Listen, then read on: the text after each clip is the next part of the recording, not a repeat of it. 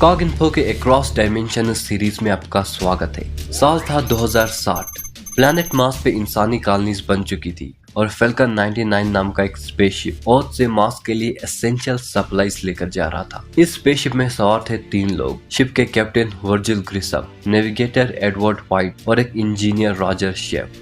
ये spaceship Earth से take of तो करता है पर मार्स तक पहुंच नहीं पाता। तो आखिर इस स्पेसशिप के साथ रास्ते में ऐसा क्या हुआ और क्या ये 3 लोग अभी भी जिंदा है, जानते हैं आज के स्पेस टाइम एडवेंचर में। तारीख थी 7 दिसंबर और साल था 2060। डीप स्पेस एक्स कंपनी का फैल्कन 99 स्पेसशिप अर्थ से मार्स जाने के लिए तैयार बैठा था। फैल्कन 99 में मार्स कॉलोनीज के लिए फूड प्रोडक्ट्स, मेडिसिन और बाकी एसेंशियल चीजों के साथ एक और इम्पोर्टेंट आइटम भेजा जाने वाला था, फुगाको मॉडल जे सुपर कंप्यूटर। फुगाको मॉडल जे इंसानों द्वारा बनाया गया अब तक का सबसे एडवांस्ड और कॉस्टली सुपर कंप्यूटर था और ये आगे कहानी में एक इम्पोर्टेंट पार्ट प्ले करेगा। स्पेसशिप के लॉन्च का वक्त करीब आता है और तीनों क्रू मेंबर्स लॉन्च के लिए तैयार हो जाते हैं। स्पेसशिप बहुत सेफली ग्राउंड से टेक ऑफ करता है और अर्थ के अराउंड अपने ऑर्बिट में घुसता है। टेक ऑफ के समय कैप्टन वर्जिल को एक डिफरेंट साउंड सुनाई देती है। अर्थ पर मिशन कंट्रोल से पूछने के बाद उन्हें जवाब मिलता है कि मे बी शिप का कार्गो एक दूसरे से टकराया होगा। ये चेक करने के लिए वो नेविगेटर एडवर्ड व्हाइट को भेजते हैं। यहाँ पर engineer Roger chef captain Virgil से कहता है कि वो बेकार में चिंता कर रहा है, शिप तो एकदम ठीक चल रहा है। इंजीनियर रॉजर शेफ एक बहुत ही इंटरेस्टिंग कैरेक्टर थे दोस्तों। वो इंजीनियर तो थे पर उन्हें मशीन्स और कंप्यूटर्स बिल्कुल पसंद नहीं थे। वो फुगाको सुपर कंप्यूटर को एक इविल इन्वेंशन मानते थे। मशीनों के बारे में उनका कहना था कि दुनिया में सिर्फ 2 तरह की मशीन्स होती है, एक जो part by part Aahista Aahista खराब होती है और एक जो एकदम पूरी तरह बैठ जाती है। वो कैप्टन से कहते कि फैल्कन 99 सेकंड टाइप की मशीन है, लेकिन अभी ये कम से कम मार्स के 10 और ट्रिप्स लगा सकती है। इसी बीच navigator Edward White captain Virgil से कहते हैं कि कार्गो अपनी जगह पे सही सलामत है। अर्थ के अराउंड ऑर्बिट पूरा करके अब फैल्कन 99 स्पेस में इंटर करने की तैयारी में था। कैप्टन वर्जिल एडवर्ड से कहते हैं कि वो अर्थ के स्फीयर ऑफ इन्फ्लुएंस क्रॉस करने से ठीक पहले उन्हें इन्फॉर्म करे ताकि वो शिप के इंजन को स्पेस में इंटर होने से पहले ऑफ कर पाए। तीनों लोग अपने एक्सेलरेशन बेल्ट्स पहनते हैं और इंजन को फायर किया जाता है। हर पल बढ़ती हुई स्पीड के कारण तीनों लोग अपनी अपनी सीट से चिपक जाते हैं। स्फीयर ऑफ इन्फ्लुएंस क्रॉस करने से ठीक पहले एडवर्ड सिग्नल देता है। कैप्टन इंजन को ऑफ करने की कोशिश करता है लेकिन वो इंजन को ऑफ नहीं कर पाता। कैप्टन फिर से ट्राई करता है पर इंक्रीजिंग एक्सेलरेशन उसे सीट से हिलने नहीं देती। स्पेसशिप में इमरजेंसी अलार्म्स बजने लगते हैं और एक पैनिक सिचुएशन क्रिएट होती है। इवेंचुअली कुछ टाइम के बाद एक तेज धमाका होता है और इंजन की कंबस्शन रुक जाती है। कैप्टन वर्जिल जल्दी शिप को अपनी कमांड में लेते हैं। वो एडवर्ड से उनकी करंट पाथ ट्रेस करने को कहता है और इंजीनियर से शिप के कंपोनेंट्स का स्टेटस मालूम करने को। रॉजर कैप्टन से कहता है कि शिप के मेन कंपोनेंट में ब्लास्ट हुआ है और उनका इंजन पूरी तरह से खराब हो चुका है। फॉर्चुनेटली शिप में एक इमरजेंसी इंजन भी है लेकिन उनके पास सिर्फ 3 सेकंड के कंबस्शन का फ्यूल बचा है। एडवर्ड भी कैप्टन को इन्फॉर्म करता है कि उनका spaceship half of the speed of light की रफ्तार से चल रहा है। साथ ही उसके कैलकुलेशंस के अकॉर्डिंग वो मार्स के पहुंचने से पहले ही मार्स के ऑर्बिट को क्रॉस कर लेंगे। कैप्टन वर्जिल के सामने 3 बड़ी प्रॉब्लम्स थी। उनका मेन इंजन खराब हो चुका था, उनके पास सिर्फ 3 सेकंड के कंबस्शन का फ्यूल बचा था और वो मार्स के पहुंचने से पहले ही उसके ऑर्बिट को क्रॉस करने वाले थे। इसी के ऊपर इंजीनियर रॉजर शेफ और नेविगेटर एडवर्ड व्हाइट के बीच कहा सुनी शुरू हो जाती है। एडवर्ड रॉजर से कहता है कि अगर उसने इंजन को पहले ही चेक किया होता तो वो इस सिचुएशन में न फंसते। जिस पे रॉजर जवाब देता है कि उसने लॉन्च से पहले सारे प्रोटोकॉल्स फॉलो किए थे लेकिन मशीनों पे भरोसा नहीं किया जा सकता। एडवर्ड पूछता है कि अगर उसने प्रोटोकॉल्स फॉलो किए हैं तो इंजन कैसे खराब हुआ, जिस पे रॉजर कहता है कि वो उसकी काबिलियत पे उंगली ना उठाए, कम से कम वो अपने बलबूते पे शिप का इंजीनियर बना है, शिप के मालिक की बेटी से शादी करके नेविगेटर नहीं बना। इस गर्म माहौल में कैप्टन वर्जिल अपना आपा नहीं खोते। वो दोनों से कहते हैं कि वो अपनी तूतू में बात के लिए बचा के रखे। फिलहाल वो ये सोचे कि इस शिप को मार्स तक कैसे पहुंचाया जा सकता है। एडवर्ड कहता है कि मार्स पहुंचना तो अब वो भूल ही जाए क्योंकि इतने फ्यूल के साथ वो शिप की स्पीड को कंट्रोल नहीं कर सकते।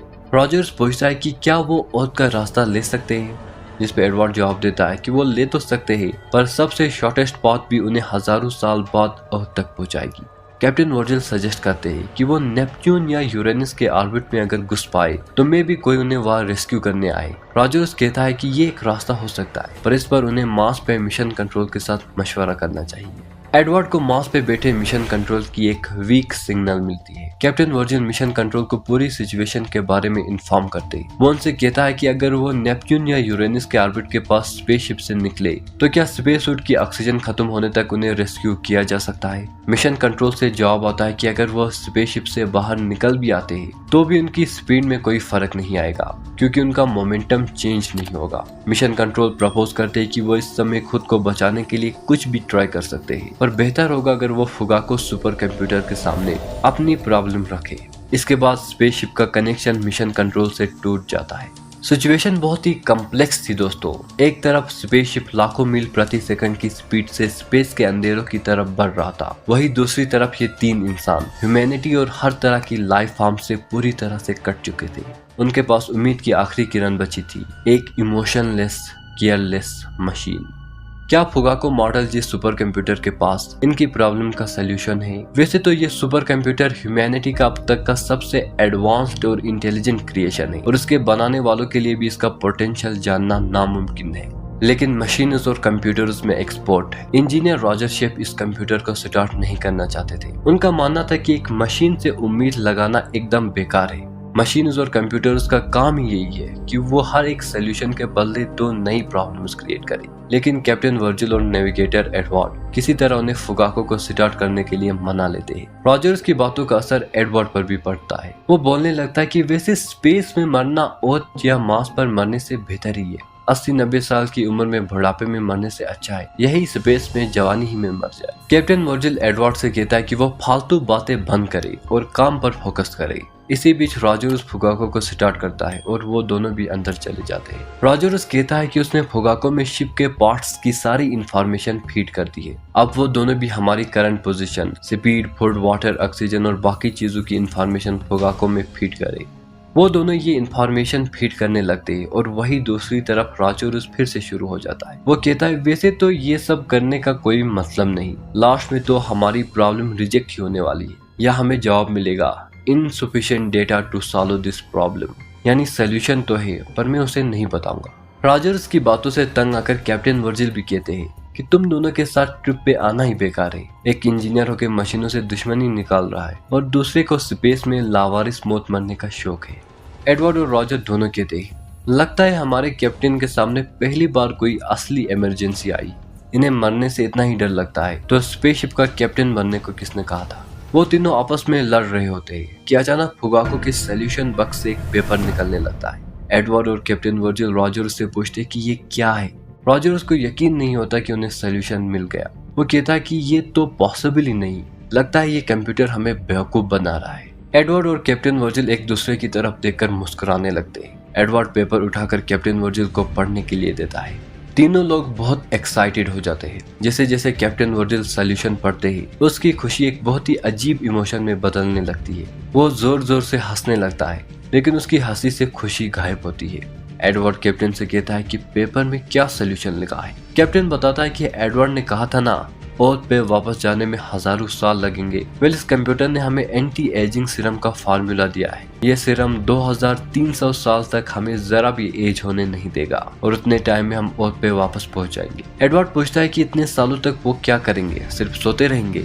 कैप्टन कहता है कि नहीं, फुगाको के अकॉर्डिंग स्लीप डेथ की एक लोअर फॉर्म है। ये सीरम सिर्फ एंटी एजिंग नहीं बल्कि एंटी स्लीप भी है। 2300 सालों तक हम बिना सोए एक दूसरे का मुंह देखते रहेंगे। रॉजर्स एडवर्ड और कैप्टन वर्जिल की तरफ देखकर हंसते हंसते कहता है मैंने कहा था ना मशीनों से कोई उम्मीद न रखो। ये हमेशा एक सोल्यूशन के साथ दो प्रॉब्लम्स क्रिएट करती है। वो तीनों अपनी अपनी सीट्स पे बैठ जाते हैं और कभी न खत्म होने वाले समय के खत्म होने का इंतजार करते हैं।